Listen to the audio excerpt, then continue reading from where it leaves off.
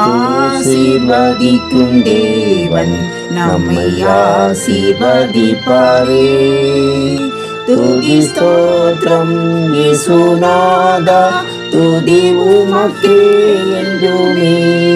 இன்று ஒரு வசனம். உங்களை சிநேகிக்கிறவர்களையே நீங்கள் சிநேகிப்பீர்களானால் உங்களுக்கு பலன் என்ன?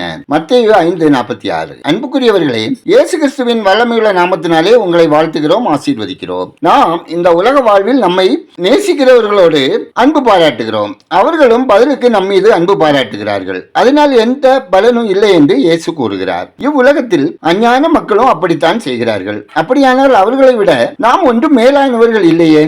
அஞ்ஞானிகள் மாத்திரமல்ல, தேவனற்றவர்களும் கம்யூனிஸ்ட் வாதிகளும் தேவன் இல்லை என்று சொல்பவர்களும் கூட தங்களை நேசிப்பவர்களை ஒருவரை ஒருவர் அன்பு கூர்ந்து நேசிக்கிறார்கள். ஆனால் நம்மிடம் அன்பு கூறாதவர்களிடம் நாம் அன்பு கூறுவோம் என்றால் நாம் இயேசு கிறிஸ்துவின் மெய்யான சீடர்களாய் இருப்போம். நாம் நம்மை சோதித்தறிந்து நம்மை சீர்படுத்துவது அவசியம். நம்மை வெறுப்பவர்களிடம் அன்பு கூறுவோம். நம்மை துன்புறுத்தியவர்களுக்காக ஜெபம் செய்வோம். நமக்கு தீமை செய்தவர்களுக்கு நன்மை செய்வோம் என்ற தீர்மானத்தை எடுத்து பரிசுத்த ஆவியானவரின் துணையோடு செயல்படுவோம். உங்களுக்கு ஒருவர் நன்மை செய்யாமல் இருந்தும் உங்களுக்கு உள்ளதை திருடிக் கொள்ளும் போதும் உங்கள் உரிமைகளை உங்கள் கௌரவங்களையும் பறித்துக் கொள்ளும் போதும் அவர்களை வெறுக்காமல் அன்பு பாராட்டி நன்மை செய்கிறவர்களாக அவர்களுக்காக ஆண்டவரை நோக்கி ஜெபிப்பவர்களாக வாழ்வோம். நித்திய ஜீவனை பெற்று தேவராஜ்யத்தை சுதந்திரித்துக் கொள்வோம். நாம் ஜெபிப்போம். சர்வ வல்லமையும் இரக்கமும் தயையும் நிறைந்த பரலோக பிதாவே, ஆசீர்வாதமான இந்த நாளுக்காய், இந்த நாளின் வசனத்துக்காய் நன்றி சொல்கிறோம். அப்பா, மனுஷீக அன்பினால் அல்ல ஆண்டவரே, என்றென்றும் மாறாத தெய்வ அன்பால் ஒவ்வொருவரையும் நேசிக்கவும் அன்பு கூறவும் நன்மைகள் செய்யவும் ஜெபிக்கவும் எங்களுக்கு தயவு செய்ய மன்றாடுகிறோம். கர்த்தாவே,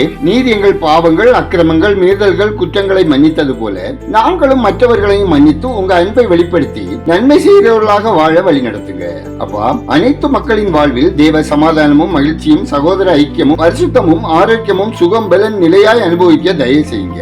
ஒவ்வொருவரின் வேலை, தொழில், வியாபாரம், விவசாயம் ஆசீர்வதிக்கப்படவும், வேலை இழந்தவர்களுக்கு மீண்டும் வேலை கிடைக்கவும், அப்பம் தண்ணீர் வருமானம் ஆசீர்வதிக்கப்படவும் ஜெபிக்கிறோம். எங்கள் தேசம் ஆசீர்வதிக்கப்படவும், மக்கள் மூட பழக்க வழக்கங்களிலிருந்து தீய பழக்க வழக்கங்களிலிருந்து விடுதலை பெறவும், இரட்சகரை அறியும் அறிவில் வளரவும், பாவ சாப கட்டுகளிலிருந்து மீட்கப்படவும், ஆட்சியாளர்களுக்கு ஏற்ற பாதுகாப்பும் ஆலோசனையும் கிடைக்க செய்து வளமான தேசத்தை உருவாக்கவும் வழி நடத்துங்க. இந்த நாளில் பிறந்த நாளை, திருமண நாளை காணும் ஒவ்வொருவரையும் ஆசீர்வதிங்க. கர்த்தாவே, ஆதரவற்றோர், ஒதுக்கப்பட்டோர், கைவிடப்பட்டோர், தெருவரங்களில் மற்றும் குடிசைகளில் வாழ்வோர் நலன் காக்கப்படவும் பாதுகாப்பாய் வாழவும் உங்க கிருபை வேண்டுமாய் ஜெபிக்கிறோம். கர்த்தாவே, பயணம் செய்வோருக்கு பாதுகாப்பான பயணமும், வியாதியினால் பாதிக்கப்பட்டவர்களுக்கு நல்ல சிகிச்சை கிடைக்கவும் உங்க தழும்புகளால் குணப்படவும், வேலைக்காக காத்திருக்கும் பிள்ளைகளுக்கு தகுதிக்கேற்ற வேலை கிடைக்கவும், பிரசவத்துக்காக காத்திருக்கும் ஸ்திரீகளுக்கு சுகப்பிரசவம் ஏற்படவும், நெடுங்காலமாய் பிள்ளைக்காக காத்திருக்கும் தம்பதியரின் குறைகள் அகற்றி புத்திர பாக்கியம் உண்டாகவும், வாலிப பிள்ளைகள் வாழ்வில் திருமண தடைகள் அகற்றி ஏற்ற துணை கிடைக்கவும் இரக்கம் செய்ய மன்றாடுகிறோம். எங்கள் ஜெபத்தை கேட்டு பதில் தருகிறவரே உமக்கு நன்றி சொல்லுகிறோம்.